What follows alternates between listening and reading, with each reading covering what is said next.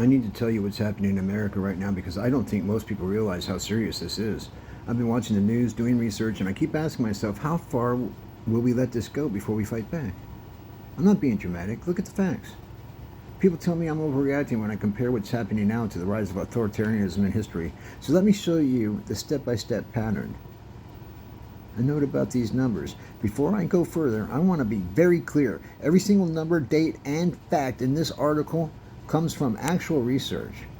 These aren't numbers I pulled out of thin air. These aren't exaggerations or alternative facts. I'm not making things up on the way or the way that they do constantly. I don't claim crime is up when it's down, saying the economy is great when people can't afford groceries, inventing voter fraud that doesn't exist. I've looked up the actual sources. I've read the actual reports, Wall Street Journal, the ACLU lawsuits, congressional records, historical documentation. These are real numbers from real sources that you can verify yourself, because unlike them, I actually care about the truth. And the truth is damning enough without needing to lie. Hitler consolidation of power was in 1933 to 1934. In January of 1933, he became chancellor. In March 23rd of 1933, an enabling act passed allowing him to make laws without parliament. April 7th, law for restoration of professional civil service. He purged Jews from the government. July 14th, he banned all other political parties.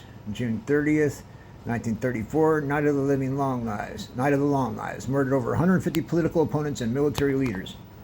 What's happening now in America, 2025, February. Trump administration fired 6 top Pentagon officials, including the top U.S. general, the first woman to lead the Navy, and the vice chief of the Air Force, an unprecedented purge. 5 former defense secretaries from both parties called this alarming and raised concerns about politicizing the military. ICE has deported nearly 200,000 people in 7 months with a goal of 1 million per year. Families are being separated with no due process. Parents don't know where their children are. A 2-year-old was kept in U.S. custody after her mother was deported to Venezuela. The ACLU is suing because the fast-track deportation policy strips people of fair hearings. Do you see the pattern? Purge the military of anyone not loyal, remove undesirable people from the country, consolidated power in the executive branch. They're not even hiding it anymore. That's what really gets me. They're doing this in the open now. They don't care that we can see it. That means either they feel so powerful they don't need to hide it, or they're testing how much we'll tolerate. The economic attack on regular families is ridiculous. While they're doing all of this, they're also making it impossible for regular people to survive. Trump's tariffs are hitting basic necessities. Infant furniture now faces average tariffs of about 129%, while some baby products have tariffs over 200%. Every mother is going to pay double or triple for diapers, formula, cribs in the next 6 months. This isn't about protecting American jobs. This is about making people so desperate they can't organize or resist. And the Epstein cover-up. If you think I'm being paranoid about corruption at the highest levels, look at what Trump did with the Epstein files and what he's still doing.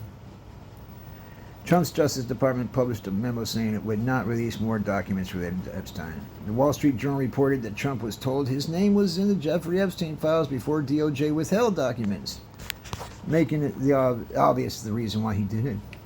Trump called the push to release documents a Democratic hoax that never ends.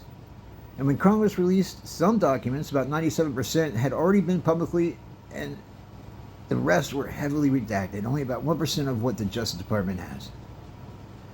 House Democrats wrote with profound alarm that files are not being declassified.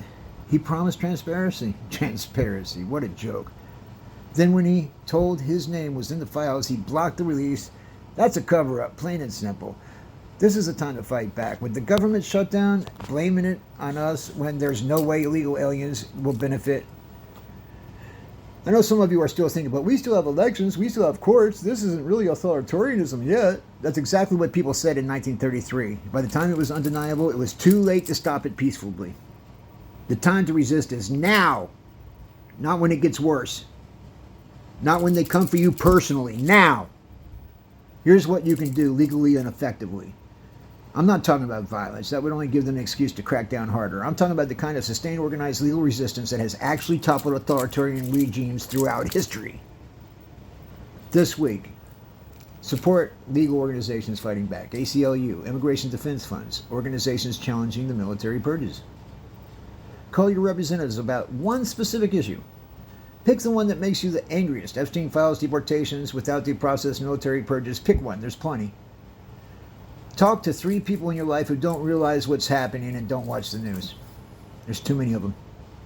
This month, attend a town hall or a peaceful protest. Join a local organizing group. Help someone directly affected, an immigrant family, someone struggling with tariff-inflated prices. This year, register people to vote for 2026 midterms. This is our chance to create a check on power.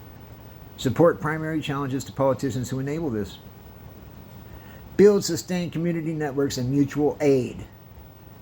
And remember, document everything. If you see ICE abuses, film them and report them. Share verified information widely. Know your rights and help others to know theirs. Share videos. We can't afford to be cynical. I know it's exhausting. I know it feels overwhelming. I know some of you think all politicians are corrupt anyway. What's the point? That's exactly what they want you to think. If you believe that everyone's equally bad, why organize? Why vote? Why resist? That paralysis is how authoritarianism wins. The truth is, some politicians are corrupt. Some people in power are doing terrible things. But not everyone is. Not everyone is equally guilty, and treating them like there are mistakes is impossible to hold the real criminals accountable.